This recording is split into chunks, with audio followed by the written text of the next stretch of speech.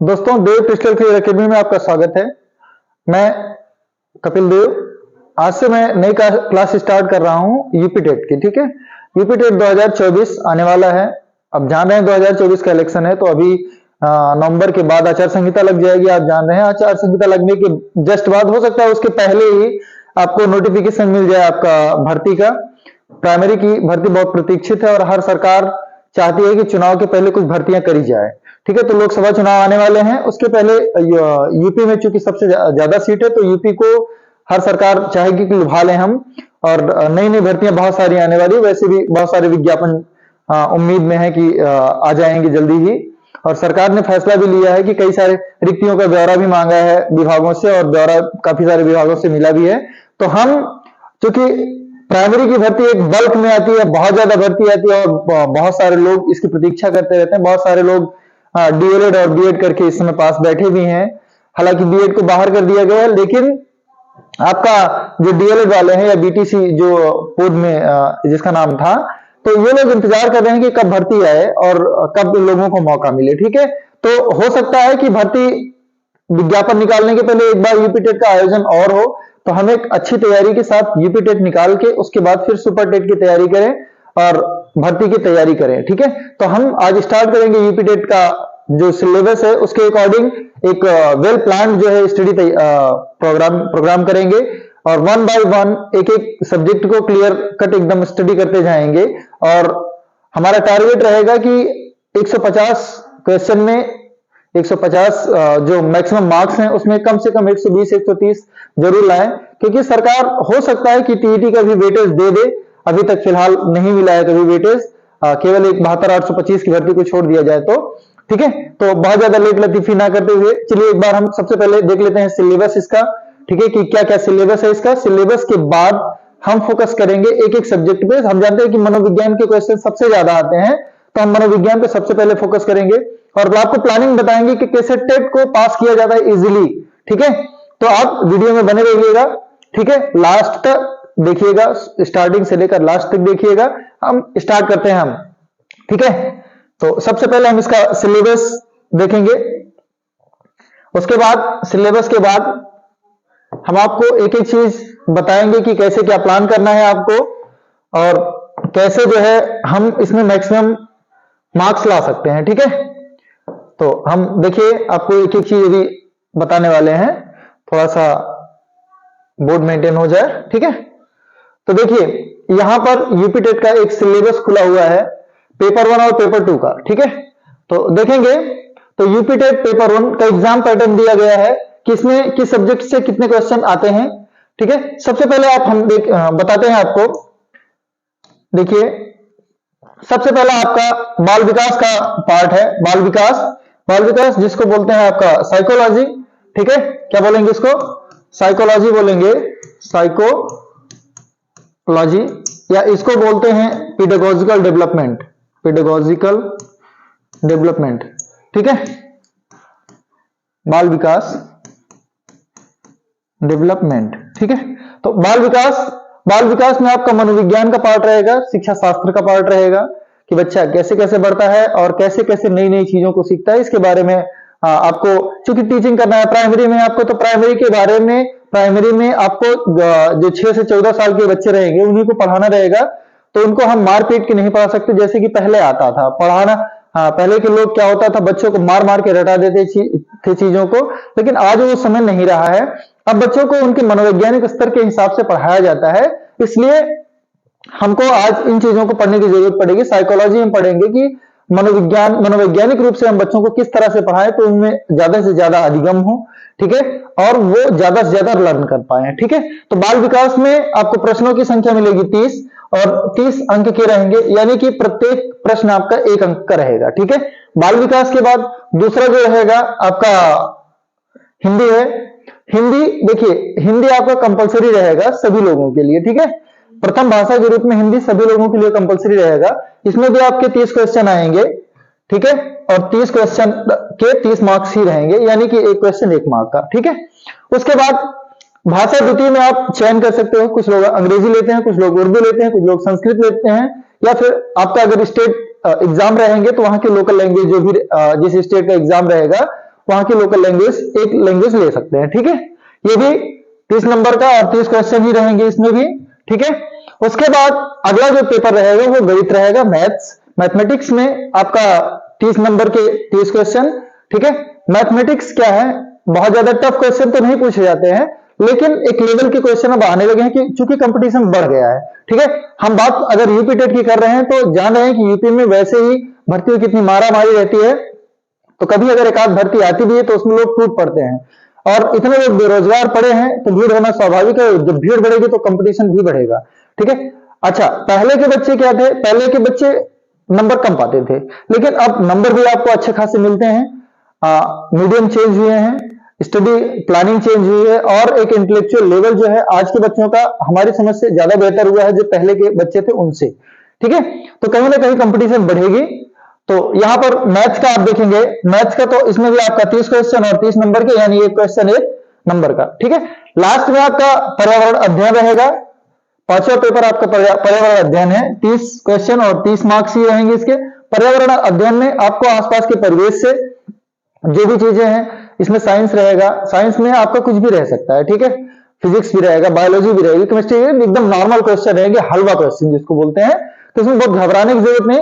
पर्यावरण के क्वेश्चन आसान होते हैं, और हम आपको इसी प्लानिंग के साथ बताएंगे कि कैसे आपको इस पेपर को टैकल करना है, कैसे इजीली आप पेपर को आप क्वालिफाई कर सकते हैं। ठीक है, तो हम एक मोटा मोटा समझ लिए हैं कि यूपी टेट के पेपर 1 में एग्जाम का पैटर्न क्या होगा और कितने पेपर रहेंगे।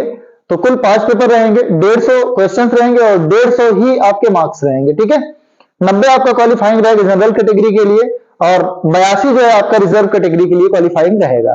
ठीक है, उसके बाद यूपी टेट अगर पेपर 2 की बात करें तो पेपर 2 में आपका यही जो गणित के साथ गणित विज्ञान और सामाजिक विज्ञान वाला पोर्शन है, यही चेंज हो जाता है। साइंस बैकग्राउंड वाले आपका गणित और विज्ञान लेते हैं, जबकि आर्ट्स बैकग्राउंड वाले आपका सोशल साइंस या एसएसटी वाला पोर्शन ले लेते हैं। ठीक है, बाकी सारी चीजें लगभग सेम रहती हैं। ठीक है, बाकी सारी चीजें लगभग सेम रहती है। ठीक है, उसके बाद अच्छा, यहाँ पे मैंने देखिए 4 ही दिखाया है आपको, तो इससे कंफ्यूज मत होइएगा।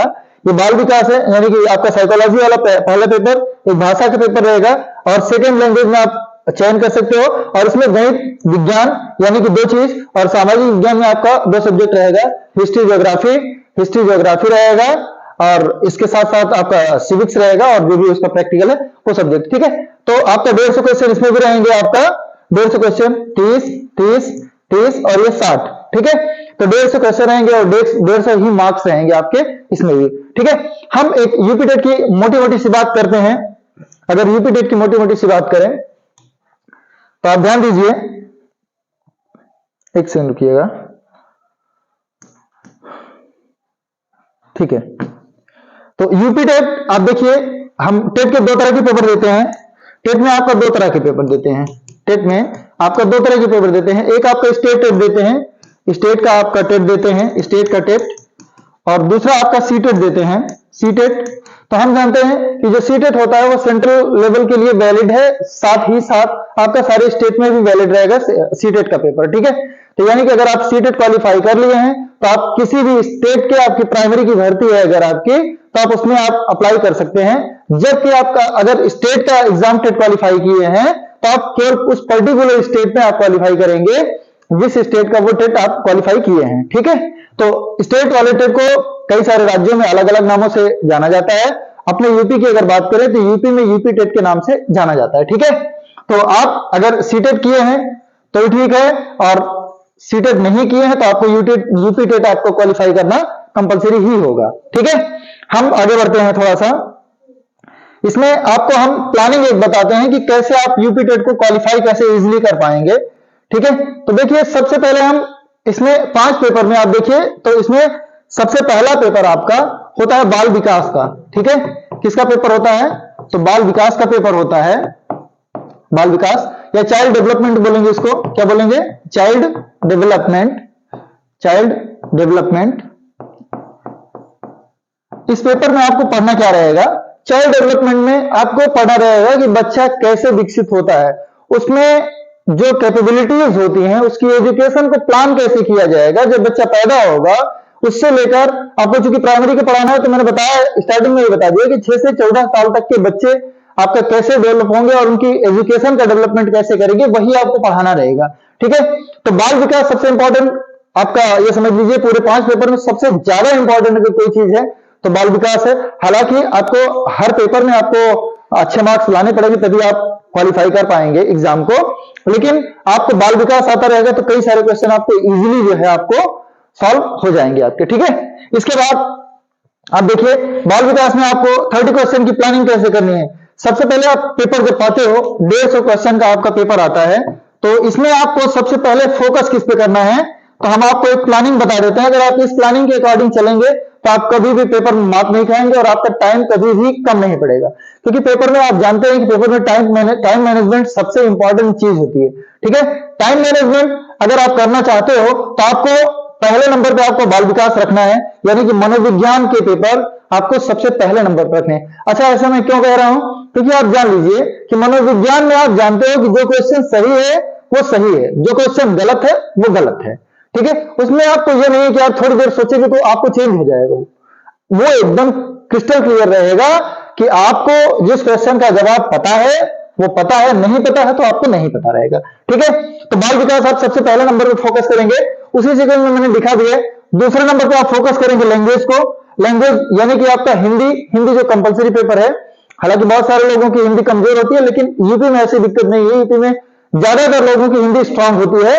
और 30 में आप मैक्सिमम, हम कहते हैं अगर बहुत अच्छी अगर मेहनत कर लेंगे, हिंदी बहुत टफ नहीं होता, नॉर्मल सब्जेक्ट है, लेकिन अगर आप इसमें रेगुलर मेहनत करते हो तो बहुत अच्छा इसमें मिलेगा, आप बहुत अच्छे मार्क्स मिलेंगे इसमें। आप आराम से इसमें 20 से 25 मार्क्स आप इसमें सिक्योर कर सकते हो, 20 से 25 मार्क्स आप इसमें सिक्योर कर सकते हो, 20 से 25 मार्क्स सिक्योर कर सकते हो। अगर हम मनोविज्ञान की बात करें, अगर आप एक एवरेज स्टूडेंट है तब भी आपके 20 से 22 मार्क्स आपके सिक्योर हो सकते हैं इसमें बहुत इजीली। ठीक है, तीसरे नंबर पे आप फोकस कीजिए। अब हम कहें कि सेकंड लैंग्वेज में अगर आपने संस्कृत लिया है तो हो सकता है संस्कृत थोड़ी सी टफ पड़े, क्योंकि संस्कृत आपके रेगुलर टच में रहती नहीं है। ठीक है, इंग्लिश जिसने लिया है उसको इंग्लिश इजी होती है, ज्यादातर लोग अब इंग्लिश मीडियम में पढ़ रहे हैं तो उनके लिए इंग्लिश थोड़ा सा इजी हो जाती है, और ये कॉम्बिनेशन भी रखते हैं, हिंदी और इंग्लिश का कॉम्बिनेशन भी रखते हैं। हालांकि संस्कृत से आपको बहुत हेल्प मिलती है। अगर आपने हिंदी लिया है और संस्कृत आपने लिया है तो उसमें बहुत सारे पोर्शन जैसे संधि है, समास है, ये सारे पोर्शन आपको दोनों में कॉमन मिल जाएंगे, तो उससे भी हेल्प मिलेगी आपको।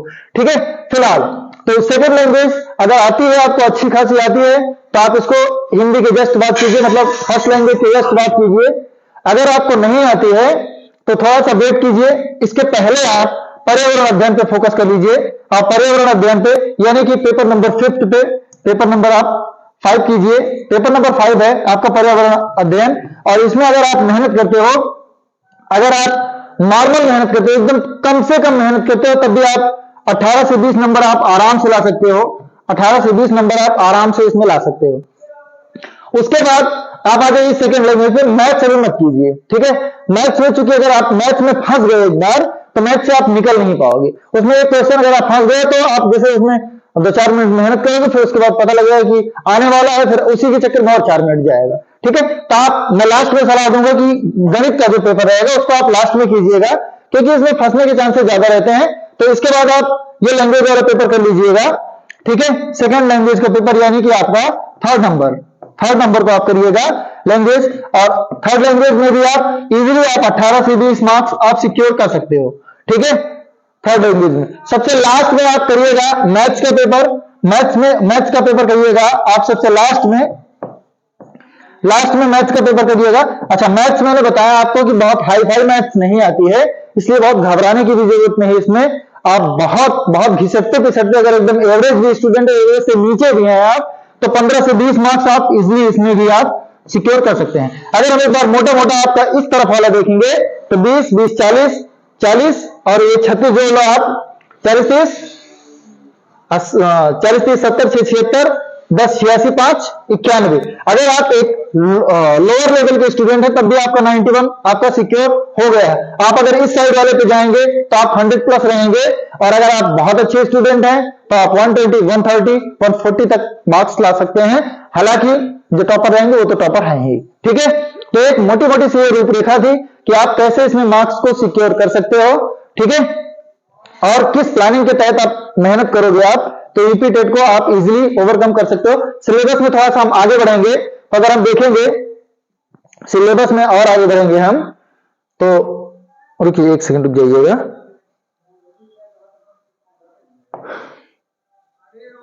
एक सेकंड रुकिएगा।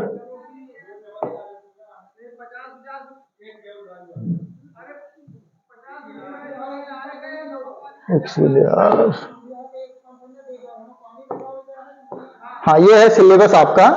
ये देखिए, बाल विकास में आपको पढ़ना क्या क्या पड़ेगा, ये सिलेबस है आपका, इसमें भी आप देख सकते हैं सिलेबस भी। ठीक है, तो सब बाल विकास में पढ़ना पड़ेगा आपको। जैसे बाल विकास का अर्थ पढ़ेंगे आप, आवश्यकता और क्षेत्र इसका क्या है, बाल विकास की अवस्थाएं, शारीरिक विकास, ठीक है। उसके बाद आप देखेंगे मानसिक विकास, संवेदनात्मक विकास, भाषा विकास, अभिव्यक्ति की क्षमता का विकास, सृजनात्मकता एवं सृजनात्मक क्षमता का विकास। ठीक है, सृजनात्मकता से क्वेश्चन आपको बहुत ज्यादा पूछे जाते हैं। ये वाला जो सृजनात्मकता, बाल विकास में अगर हम बात करेंगे तो सृजनात्मकता और विशेष शिक्षा से सबसे ज्यादा क्वेश्चन आपके पूछे जाते हैं। ठीक है, उसके बाद बाल विकास के आधार एवं उनको प्रभावित करने वाले कारकों के बारे में चर्चा करी जाएगी। अच्छा, जब बच्चा विकसित होने लगता है तो उसमें क्या क्या समस्याएं आती हैं, कौन कौन से कारक उसके विकास को प्रभावित करते हैं, उसमें आप देखेंगे तो जैसे वंशानुक्रम और वातावरण उसके प्रमुख कारक हैं जो सबसे ज्यादा बच्चे को प्रभावित करते हैं। ठीक है, सबसे ज्यादा जो बच्चे को प्रभावित करते हैं। इसके बाद आपका दूसरे नंबर पे हम पढ़ेंगे, उसी में दूसरे नंबर पे पढ़ेंगे सीखने का अर्थ तथा सिद्धांत। सीखने और लर्निंग जो आपका अधिगम का चैप्टर है, उसमें आपको बहुत सारी चीजें सीखने को मिलेंगी और अधिगम से भी 1-2 क्वेश्चन 100% है, आते ही आते हैं। कॉन्सेप्चुअल क्वेश्चन नहीं आते, इसमें फैक्चुअल क्वेश्चन ज्यादा आते हैं। ठीक है, इसमें कॉन्सेप्चुअल क्वेश्चन की बजाय आपका फैक्चुअल क्वेश्चन आते हैं कि जो सही है वो सही है, जो सही नहीं है वो सही नहीं है। ठीक है, उसके बाद देखिए अधिगम में क्या क्या आपको पढ़ना रहेगा। अधिगम माने सीखना क्या है, सीखना कैसे होता है, उसको कौन कौन से कारक प्रभावित करते हैं। ठीक है, उनके अधिगम की प्रभावशाली विधियां कौन कौन सी है कि किन विधियों से हम अधिगम करें, लर्निंग करें तो ज्यादा इजीली आपका अधिगम हो पाएगा। अच्छा, अधिगम के उसके बाद नियम आएंगे। थॉर्नडाइक के सीखने के मुख्य नियम होंगे अधिगम में, उनका महत्व, इनके थॉर्नडाइक का जब हम चर्चा करेंगे सिलेबस में, जब हम आगे बढ़ेंगे, जब आपको अधिगम पढ़ाने लगेंगे तो थॉर्नडाइक के कुछ मुख्य नियम थे, कुछ गौड़ नियम थे, फिर पावलोव के थे, ठीक है, स्किनर के, आपको सब बताएंगे, उसमें परेशान मत होइए। हम एक बार रूपरेखा देख लेते हैं, उसके बाद धीरे धीरे चर्चा करते रहेंगे। ठीक है, अधिगम जैसे उसके बाद अधिगम के प्रमुख सिद्धांत तथा कक्षा शिक्षण में इनकी व्यवहारिक उपयोगिता, थॉर्नडाइक का प्रयास एवं त्रुटि का सिद्धांत, पावलोव का संबद्ध प्रतिक्रिया का सिद्धांत, स्किनर का क्रिया प्रसूत अधिगम, कोहलर का सूझ या अंतर्दृष्टि का सिद्धांत, पियाजे का सिद्धांत, वाइगोत्स्की का सिद्धांत, सीखने के वक्र, ये सब चीजें आपको सीखने को मिलेंगी। ठीक है, उसके बाद आपका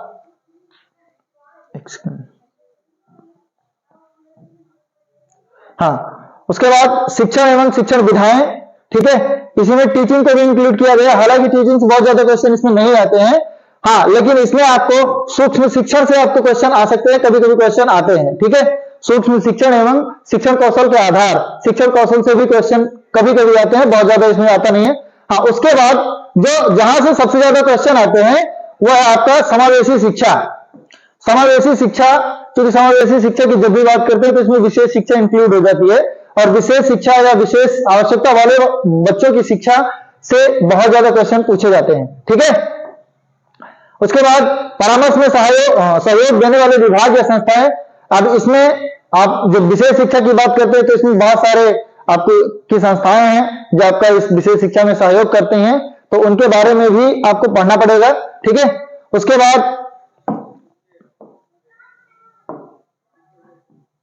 ठीक है, उसके बाद लास्ट में आपको पढ़ना पड़ेगा निर्देशन एवं परामर्श है, इसके बाद अधिगम और अध्यापन। ठीक है, अच्छा, इसमें आपको अधिगम और अध्यापन में क्या आपको पढ़ना है, तो इसमें यह पढ़ना है आपको कि बालक किस प्रकार सोचते और सीखते हैं, बालक विद्यालय प्रदर्शन में सफलता प्राप्त करने में कैसे और क्यों असफल होते हैं। तो आपको केवल बच्चों की सफलता पे ही आपको ध्यान नहीं देना है, असफलता पे भी ध्यान देना है, क्योंकि कहते हैं कि अगर बच्चा असफल होता है तो बच्चा केवल असफल नहीं होता, बच्चे के साथ साथ उसका टीचर भी असफल होता है। ठीक है, तो हमको आप जान लीजिए कि अगर बच्चे को सफल बनाना है तो हमको खुद भी सफलता मिलेगी। ठीक है, अगर बच्चा सफल होगा तभी हम सफल होंगे, अगर वो सफल नहीं होता तो हमारा शिक्षण जो है बेकार है, जान लीजिए। ठीक है, हमारी कैपेबिलिटी समझ लीजिए शून्य है। अगर हम आप अपने बच्चों को शिक्षित करके सफल ना बना पाए। ठीक है, उसके बाद हिंदी के सिलेबस की बात करें तो हिंदी में आपका विषय वस्तु जो अगर देखें तो इसमें आपका अपठित अनुच्छेद रहेगा, वर्णमाला रहेगी, स्वर व्यंजन।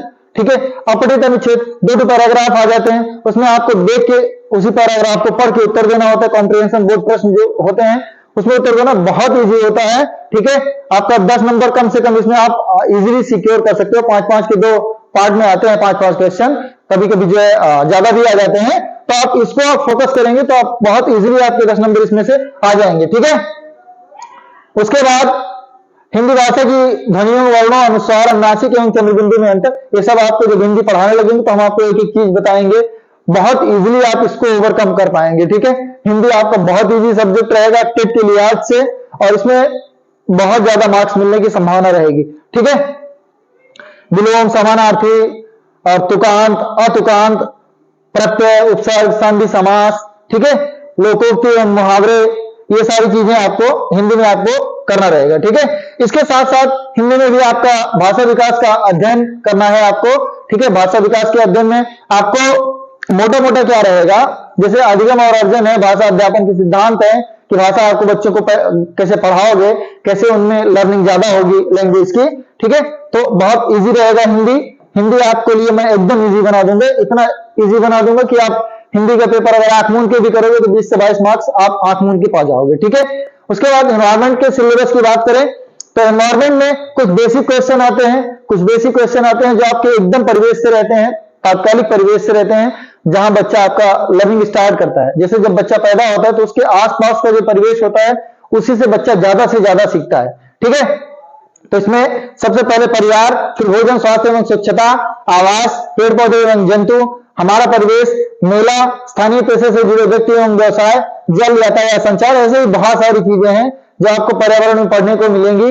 लेकिन आपको पर्यावरण से इतना वाइड सिलेबस जितना दिया गया है इतना वाइड पूछा नहीं जाता है, बहुत सीमित दायरे का सिलेबस होता है जिसमें से पूछा जाता है। जब हम आपको इसके पेपर कराने लगेंगे तो आपको इजीली हम बताएंगे कि कहां कहां से क्वेश्चन ज्यादा पूछे जाते हैं। ठीक है, और आप पेपर में देखिएगा टाइप का क्वेश्चन रहेंगे, मतलब एक विशेष फोकस रहेगा कि इसी जगह से ज्यादा क्वेश्चन पूछे जाते हैं।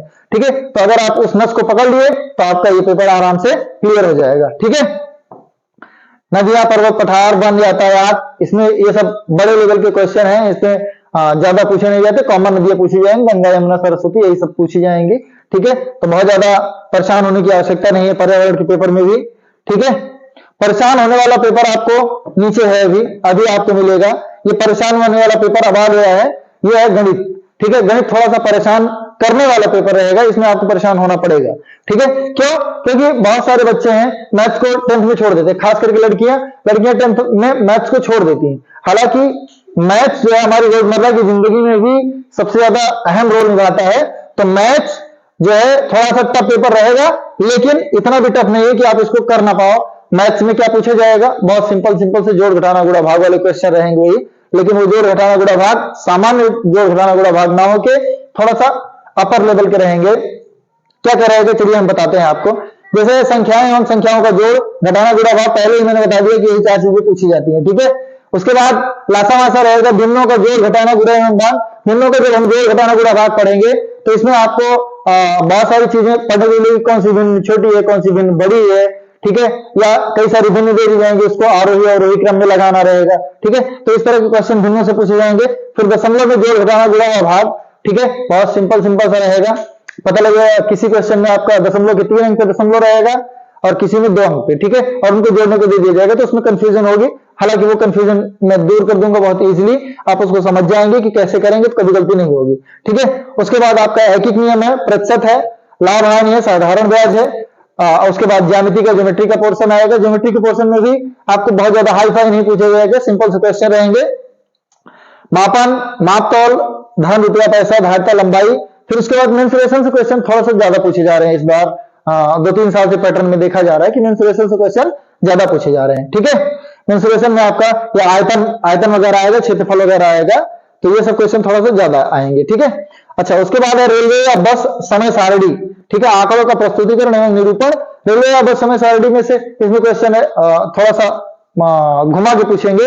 जैसे आपका कोई ट्रेन आपका सुबह 8 बजे चलती है, फिर बीच में इतने पर रुकती है, फिर उसके बाद चलती है, अपने गंतव्य पर इतनी देर में पहुंचती है, तो आप बताइए कि कुल समय उसको कितना लगा है। तो उसमें आपको वही यात्रा का समय जहां जहां रुकती है जितनी देर, वही आपको निकाल के बाकी सारा जोड़ देना पड़ेगा। तो बहुत इजी क्वेश्चन है, बहुत टफ क्वेश्चन नहीं रहेंगे, इसमें परेशान होने की आवश्यकता आपको बहुत नहीं रहेगी। हालांकि मैथ्स रहेगा तो थोड़ा सा कहीं ना कहीं अगर दिमाग इधर उधर हुआ तो फिर गड़बड़ा जाएगा, ठीक है। उसके बाद आपका इसमें लास्ट पॉइंट रहेगा आपका अध्यापन संबंधी मुद्दे। अध्यापन संबंधी मुद्दे गणितीय तार्किक चिंतन की प्रकृति, बालक की चिंतन एवं तर्क शक्ति, पैटर्नों तथा अर्थ निकालने और अधिगम की कार्यनीति को समझना, यानी कि मनोविज्ञान का मोटा मोटा पार्ट इसमें भी रहेगा कि गणितीय मनोविज्ञान, आपको गणित पढ़ाना है तो बच्चों को कैसे पढ़ाना है, उनके स्तर पर आप गणित कैसे सिखाएंगे, ठीक है। जैसे हम अब रोजमर्रा की जिंदगी में देखते हैं, गणित हमारे उठने से लेकर आपका सोने तक गणित ही गणित चलता है। जैसे आप उठे, भैया कै बजे उठे, कै बजे उठे मतलब 5 बजे उठे। 5 क्या है? 5 संख्या है, संख्या क्या क्या है? गणित का पार्ट है, ठीक है।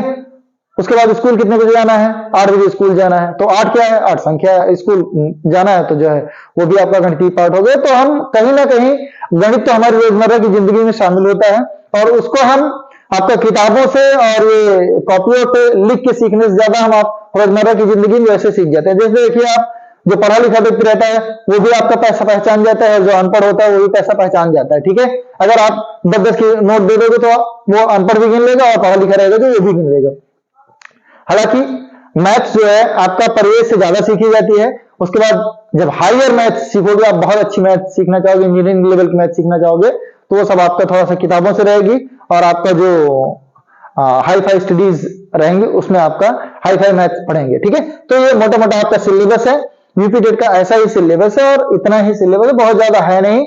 अगर आप मेहनत करोगे, 4-5 महीने अगर जम के मेहनत कर दिए और रेगुलर मेहनत कर दिए, तो यूपी टेट तो बहुत इजीली निकल जाएगा, और 100+ मैं गारंटी लेता हूं कि 100+ सभी के मार्क्स आएंगे, ठीक है। तो परेशान बिल्कुल नहीं होना है। मैं आज इतना ही आपको सिलेबस के बारे में ही बताऊंगा, ठीक है। उसके बाद कल से जब क्लास स्टार्ट करेंगे तो मनोविज्ञान से स्टार्ट करेंगे, और मनोविज्ञान खत्म करके फिर उसके बाद हिंदी, फिर एक एक सब्जेक्ट आपका बीच बीच में और भी क्लासेस लेते रहेंगे, आपको पेपर सॉल्व कराते रहेंगे बीच बीच में, जिससे आपको एक वो बना रहे कि हाँ टेस्ट भी होता रहेगा आपका, कि हाँ अगर आपको पेपर अभी बीच में हो जाता है तो आप उसको ओवरकम कर पाएंगे कि नहीं कर पाएंगे, ट्रीट कर पाएंगे कि नहीं कर पाएंगे, ठीक है। तो आज के लिए इतना ही, बस मिलते हैं अगले वीडियो में मनोविज्ञान की स्टार्टिंग के साथ। तब तक के लिए धन्यवाद।